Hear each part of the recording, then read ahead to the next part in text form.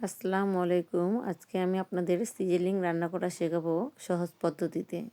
প্রথমে একটি বাটিতে ডিম নিয়ে নেব, তারপর হাড়সহ আমি আবার মুরগির মাংস ব্যবহার করব। ইচ্ছা করলে হাড় ছাড়াও নিতে পারেন। তারপর সয়া সস দেব, আদা রসুন বাটা দেব, গরম মশলা দেব, লবণ দেব, আটা দেব 1 চামচ, 2 টেবিল চামচ বার্লি অথবা কর্নফ্লাওয়ার দিবেন। দিয়ে সবগুলো উপকরণ একসাথে হাত দিয়ে মেখে নেবেন। তো মাখার পরে আপনি আধা ঘন্টা রেখে দিবেন।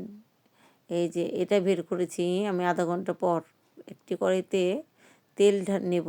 তেল নেওয়ার পরে এক এক করে চিকেনগুলো ভেজে নেব।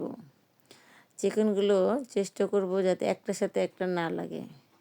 আমি ভাজার সময় এক একটা করে ছাড়িয়ে নিয়েছি। আপনারাও এভাবে ছাড়িয়ে নেবেন। চিকেনগুলো বাদামি কালারের মতো ভাজা হবে। নাড়তে থাকবেন যাতে একটার সাথে একটা লেগে না যায় বা পুড়ে না যায়। পুড়ে গেলে জিনিসটা খাবারের অনুপযোগী হয়ে যায়। চেষ্টা করবেন সবসময় ভালোভাবে রান্না করতে, আনন্দ দিয়ে রান্না করতে, তাহলে দেখবেন রান্নার স্বাদটা 10 গুণ বেড়ে যাবে। তো আমি এগুলো নামিয়ে নেব এখন। নামানোর পরে আমার চিকেনটির এই অবস্থা। বাটারটা আমি নিজের হাতে বানিয়েছিলাম। ওই তেলটার ভিতরেই বাটারটা দিয়ে দিব। রসুন দেব, রসুন দিয়ে একটু নাড়াচাড়া করব।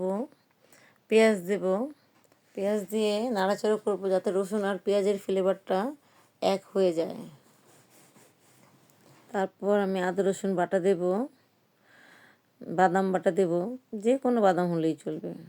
গরম মশলা দেব, দেওয়ার পর ক্যাপসিকাম দেব, পেঁয়াজের কলি দেব। এগুলো দিয়ে নাড়াচাড়া করব। নাড়াচাড়া করতে থাকবেন যাতে কড়াইতে লেগে না যায়। কড়াইতে লেগে গেলে জিনিসটা খুব খারাপ হয়ে যায়, মানে একটু পোড়া পোড়া গন্ধ আসবে। তো নাড়াচাড়া করবেন, করার পরে ওই চিকেনগুলো দিয়ে দেবেন। এখন চিকেনগুলো দিয়েও আস্তে আস্তে করে নাড়াচাড়া করবেন।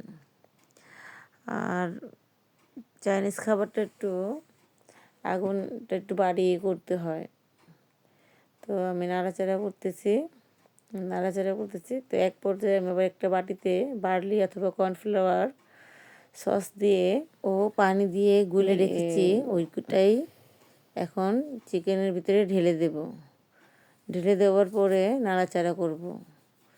নাড়াচাড়া করবেন যাতে ওটা একসাথে জমাট বেঁধে না যায়। লবণ দিয়ে দিব।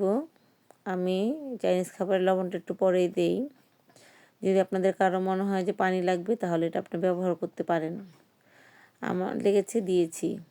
সাদা গোলমরিচ দেব। সাদা গোলমরিচ দিলে ফ্লেভারটা একটু অন্য মতো আসে। আপনারা রান্না করে দেখবেন কেমন হয়। আর আমার চ্যানেলটা সাবস্ক্রাইব করে দিবেন যদি আপনাদের ভালো লেগে থাকে। ধন্যবাদ আপনাদের সবাইকে।